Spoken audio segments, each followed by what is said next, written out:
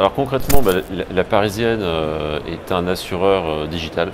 Et c'est quelque chose sur lequel vraiment on s'attache, c'est-à-dire que la technologie doit être au service de nos clients.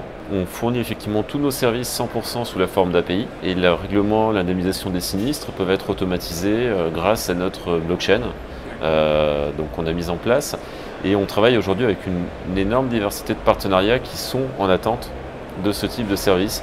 On a évidemment des courtiers traditionnels, mais on a aussi des assurtech, des fintech ou des grands acteurs du retail et de l'e-retail qui peuvent bénéficier de nos services. Et quand on parle effectivement d'IARD, c'est un domaine qui est vaste, mais pour donner des exemples concrets, on peut aussi bien fournir des produits retard de vol en paramétrique que des produits en assurance à l'usage pour l'automobile par exemple. Et puis la mobilité, donc on l'a attaqué aussi avec tout ce qui est nouvelle mobilité, les e-scooters notamment, les trottinettes électriques. Et donc on a réfléchi, on a fourni des produits de cette nature-là avec des partenaires, je pense notamment à des partenaires comme Ziggo au Royaume-Uni.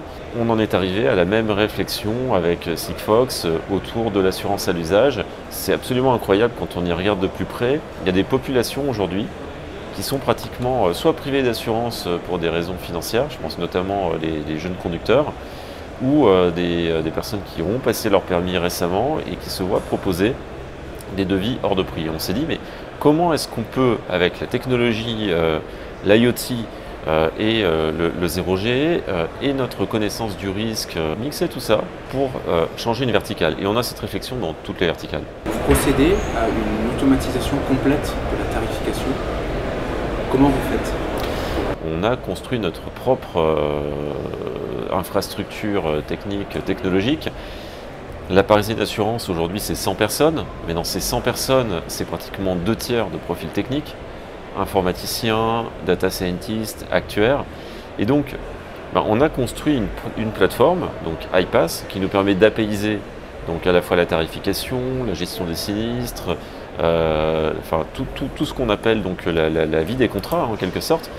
Et en automatisant tout ça, finalement, ça nous permet de rendre une expérience beaucoup plus simple que ce qui était proposé par les acteurs de l'assurance. Et donc, comment est-ce qu'on fait pour rendre ça automatique? Souvent, c'est la réunification de plusieurs choses. Je vais prendre l'exemple de Sigfox. Ça va être déjà, d'une part, une technologie qui est fiable pour aller capter de la donnée, extrêmement important, fiable et puis à un coût aussi économique qui est abordable pour construire un produit de cette nature-là. Ensuite, derrière, l'idée, c'est d'automatiser le produit d'assurance et puis de partir sur des bases de données donc du coup qui soient authentifiées et qui soient elles aussi fiabilisées. Donc typiquement si on prend l'exemple d'une base de données qui est remontée par Sigfox, ça va être une base de données du coup qu'on aura authentifiée parce qu'elle est envoyée à partir d'un dongle. Si on prend le retard au départ par exemple dans l'aérien, ça va être des bases de données qui sont aujourd'hui fournies par tous les acteurs. Donc dès qu'on a cette base de données fiable, on peut derrière créer ce qu'on appelle nous des triggers, des déclencheurs qui peuvent déclencher un remboursement. Donc soit une souscription, soit un remboursement. Donc ça paraît extrêmement simple sur le papier et c'est l'objectif, c'est-à-dire que le client ne se rende compte de rien, parce que lui ce qu'il veut c'est avoir son produit d'assurance et son service. Comment se matérialise vos liens avec Sigfox? Sigfox est présent dans plus de 60 pays. La Parisienne aujourd'hui est présente dans 13 pays en Europe. On a des ambitions qui sont globales pour accompagner nos partenaires et nos clients. Et puis ensuite, on a le même ADN, c'est-à-dire pouvoir fournir des produits qui soient fiables, robustes et qui soient innovants sur le marché. Et donc, quand on met ces deux choses en commun, on s'est rendu compte que, prenons l'exemple de la mobilité dont je parlais tout à l'heure, et les jeunes conducteurs, certains aujourd'hui, jeunes conducteurs et pas que, sont privés d'accès par exemple à ce qu'on appelle les tout-risques. C'est-à-dire quand vous causez un dommage, en règle générale, il faut avoir une assurance pour être remboursé. Sinon, il n'y a que la responsabilité civile. Et donc, ce qu'on appelle en jargon une tierce collision. On va retenir assurance dommage. Et quand du coup, on a réfléchi, on s'est dit comment est-ce qu'on peut faire pour donner cette assurance tierce collision dommage accessible au plus grand nombre. Et en fait, on s'est dit, c'est simple, on va utiliser un capteur. Donc un client va prendre le capteur avec lui qui coûte quelques euros, 2-3 euros, il le met dans la voiture, il conduit. Donc le capteur se déclenche automatiquement quand la personne conduit. Et puis nous, à partir de là, on va capter les données sur le fait que le véhicule soit en mouvement. Et on va faire une assurance qui ne sera facturée que sur le temps finalement d'utilisation du véhicule versus payer 1 an d'assurance plein pot. Et donc en fait, on a donné un service premium accessible au plus grand nombre avec un tarif beaucoup plus contenu et beaucoup plus limité. Et donc c'est un exemple aujourd'hui des projets sur lesquels on travaille avec Sigfox. On a déjà 3 partenaires qui se sont positionnés pour être les premiers à utiliser ce service, 2 grands courtiers du marché français et un grand courtier du marché. Alors on pourra donner les noms dans quelques jours, mais ce sont des courtiers très digitaux.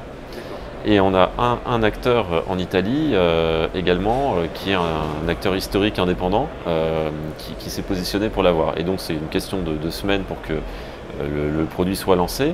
C'était notre première réflexion avec Sigfox. Et puis après, en fait, sky is the limit, hein. C'est-à-dire qu'on peut travailler autour de l'habitation, on peut travailler autour du voyage. Et l'idée, c'est de créer des verticales à chaque fois avec Sigfox et la Parisienne qui soient au service du client. Combien de clients aujourd'hui? Alors, la Parisienne Assurance aujourd'hui, alors on est essentiellement en B2B2C, donc il faut avoir en tête effectivement que les clients indirectement, même si juridiquement sont aussi nos clients, sont surtout les clients de nos partenaires. Donc la Parisienne Assurance aujourd'hui c'est 400 millions d'euros de chiffre d'affaires, pratiquement 400 millions d'euros de chiffre d'affaires à la fin de l'année. On est passé quand même en quelques années de 50 à 400 millions d'euros, c'est plus de 200 partenariats. Donc en termes de clients, c'est 1 million et plus aujourd'hui de clients actifs, hein, la Parisienne Assurance.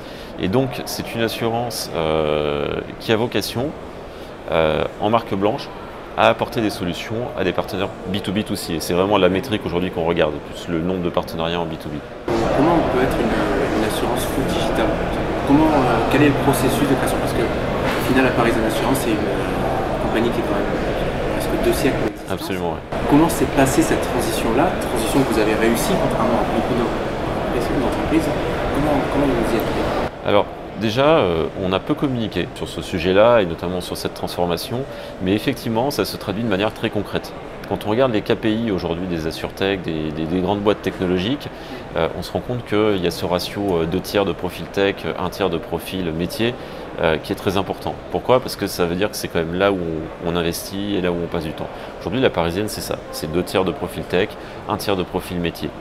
Ensuite, derrière, pour y parvenir, il ne suffit pas effectivement d'aligner les effectifs, il faut avoir une méthodologie.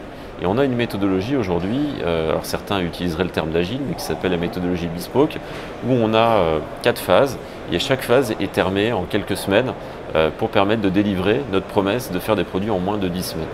Et donc ça veut dire qu'on incarne au quotidien cette agilité avec un focus très opérationnel, très tourné vers l'exécution.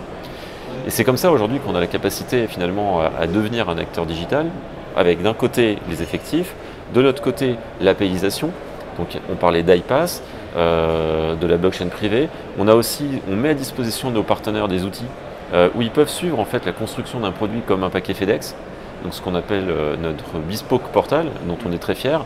Et donc il y a cette transparence qui fait qu'on agit comme une boîte tech aujourd'hui. Et c'est ça qui fait que finalement on est un assureur digital. Et il faut marcher sur les 2 pieds. Avoir la compétence technique, la maîtrise du risque, c'est fondamental et c'est pour ça qu'on est assureur. Et ensuite, il faut se comporter comme une boîte technologique sur la manière dont on fonctionne au quotidien.